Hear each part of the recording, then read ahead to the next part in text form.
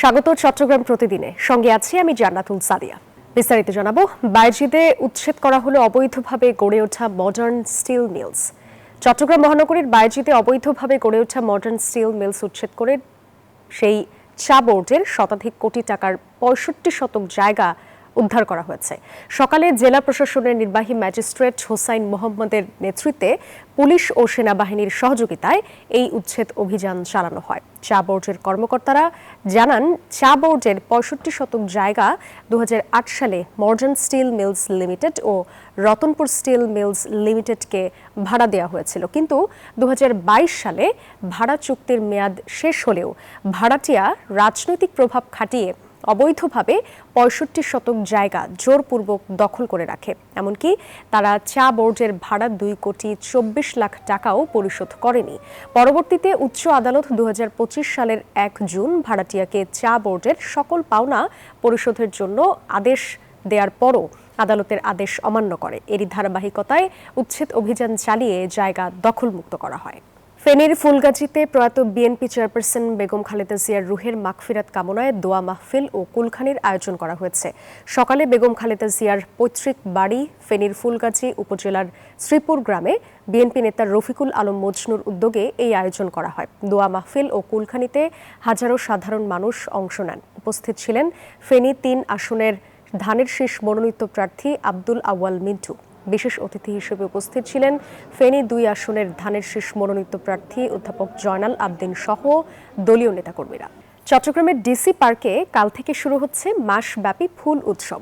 ১৪০ প্রজাতির ফুল দিয়ে ফুল ও জলাশয় মিলিয়ে পার্কটি একটি পূর্ণাঙ্গ ইকোসিস্টেমে পরিণত হয়েছে বললেন জেলা প্রশাসক। এতে প্রজাপতি, মৌমাছি, ফড়িং, পানকৌড়ি ও রঙিন মাছের উপস্থিতি বেড়েছে, যা প্রকৃতিকে আরও প্রাণবন্ত করে তুলছে। চট্টগ্রাম থেকে নয়ন বড়ুয়া জয়ের রিপোর্টে বিস্তারিত। চট্টগ্রামের সাগর তীরে ডিসি পার্কে যেন দৃষ্টিনন্দন নানা ফুলের সমাহার। পার্কের এক পাশে সাগর, মাঝখানে জোড়া পুকুর, এর বাইরে পুরো পার্কে দেশি বিদেশি ১৪০ প্রজাতির রঙিন ফুল। মাসব্যাপী ফুল উৎসবকে ঘিরে এবার এইভাবে সেজেছে চট্টগ্রামের সীতাকুণ্ডের ডিসি পার্ক। শুক্রবার থেকে ডিসি পার্কে শুরু হচ্ছে মাসব্যাপী ফুল উৎসব। জেলা প্রশাসনের উদ্যোগে এই নিয়ে চতুর্থবারের মতো সীতাকুণ্ডে এই উৎসব হচ্ছে। চট্টগ্রামবাসীর একটু আনন্দের জায়গা করে দেয়া, তাদের একটু বিনোদনের জায়গা করে দেয়া, এই লক্ষ্যেই আসলে আমাদের এই ফুল উৎসবের আয়োজন করা হয়েছে। প্রতিদিন সকাল 10টা থেকে রাত 8টা পর্যন্ত দর্শনার্থীরা উৎসব উপভোগ করতে পারবেন। বিকাল 4টা থেকে রাত 8টা পর্যন্ত থাকবে সাংস্কৃতিক অনুষ্ঠান। এই বছর প্রায় 20 লাখ দর্শনার্থী ফুল উৎসবে অংশ নেবেন বলে আশা করা হচ্ছে।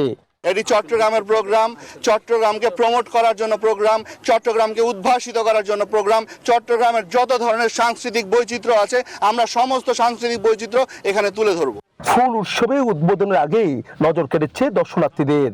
এখানে ১৪০ প্রজাতির যে ফুল লাগানো হয়েছে তা ফুটে সৌরভে চারিদিক ভরে উঠছে। প্রতি বছরে আসি, আজকেও আসছি, একদিন আগে আসছি একটু ভিড় কম লাগার জন্য। ফুলের উৎসবে আসছি, ফ্যামিলি সবাইকে নিয়ে আসছি, নানা রকমের ফুল একসাথে দেখতে পারতেছি।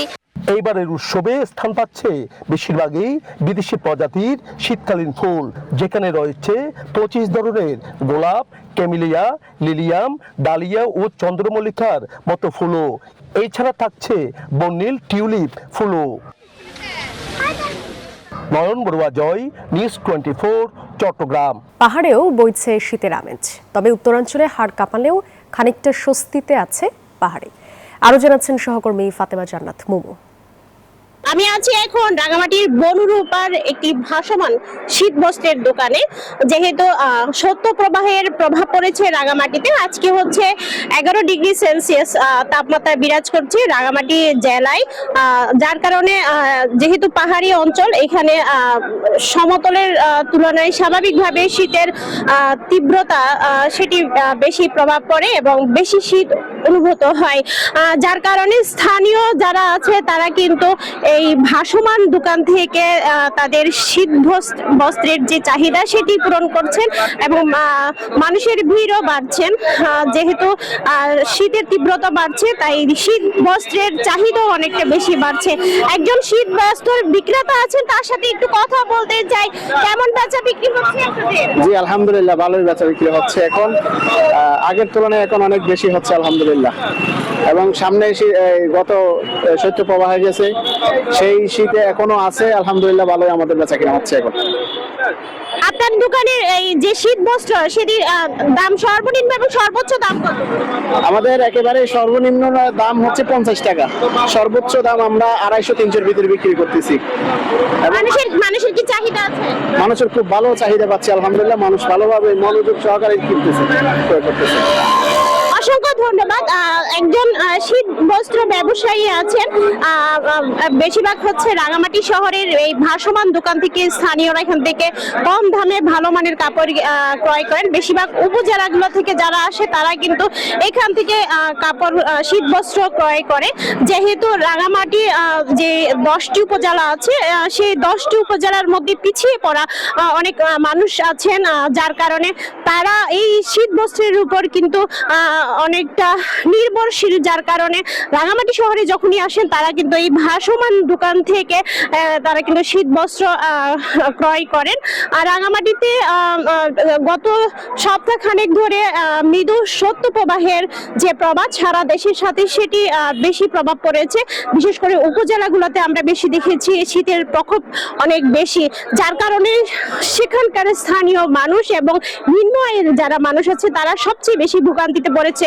কারণ এখনো পর্যন্ত তাদেরকে শীত বস্ত্রের যে সহায়তা সেটি এখনো প্রদান করা হয়নি বলে তারা কিন্তু আমাদেরকে জানিয়েছেন। এর চেয়ে বেশি দুর্ভোগে আছেন হচ্ছে নিম্ন আয়ের যারা শ্রমিক আছেন, তারা সবচেয়ে বেশি ভোগান্তিতে আছেন। কারণ তারা কাজ করতে পারছে না, ঘর থেকে বের হতে পারছে না তীব্র শীতের কারণে।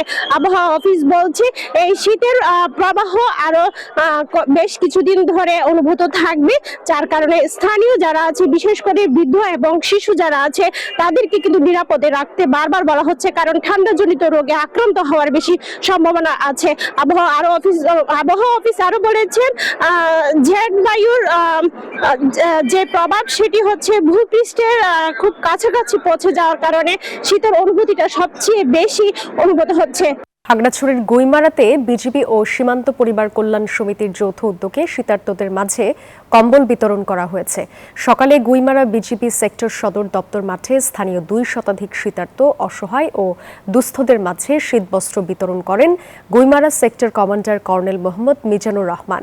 শীতবস্ত্র বিতরণ অনুষ্ঠানে শহীদ মামুনুর রহমান, বিজিবি হাসপাতালের ভারপ্রাপ্ত অধিনায়ক মেজর মোহাম্মদ নাফিস ইসলাম সহ বিজিবির পদস্থ কর্মকর্তাগণ উপস্থিত ছিলেন। এর আগে সীমান্ত পরিবার কল্যাণ সমিতি সিপকজের উদ্যোগে অসহায় নারীদের মাঝে কম্বল বিতরণ করা হয়। লক্ষ্মীপুর সদর উপজেলার বটতলী থেকে দত্তপাড়া পর্যন্ত প্রায় 4.5 কিলোমিটার সড়ক সংস্কারের নামে অনিয়মের অভিযোগে সড়ক অবরোধ করে ঝাড়ু মিছিল হয়েছে।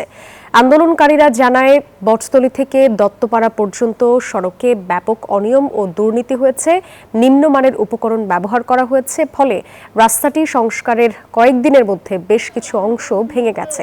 যানবাহন চলাচলে ব্যাপক দুর্ভোগ পোহাতে হচ্ছে। এ সময় আন্দোলনকারীরা প্রায় 3 ঘন্টা ঢাকা লক্ষ্মীপুর আঞ্চলিক মহাসড়ক অবরোধ করে। এতে ক্ষিপ্ত হয়ে ওঠে সাধারণ যাত্রীরা। এক পর্যায়ে যাত্রী ও আন্দোলনকারীদের মধ্যে উত্তেজনা ছড়িয়ে পড়ে।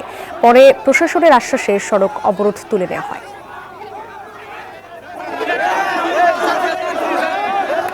এই ছিল নিউজ 24 চট্টগ্রাম প্রতিদিনের সংবাদে। ধন্যবাদ সবাইকে।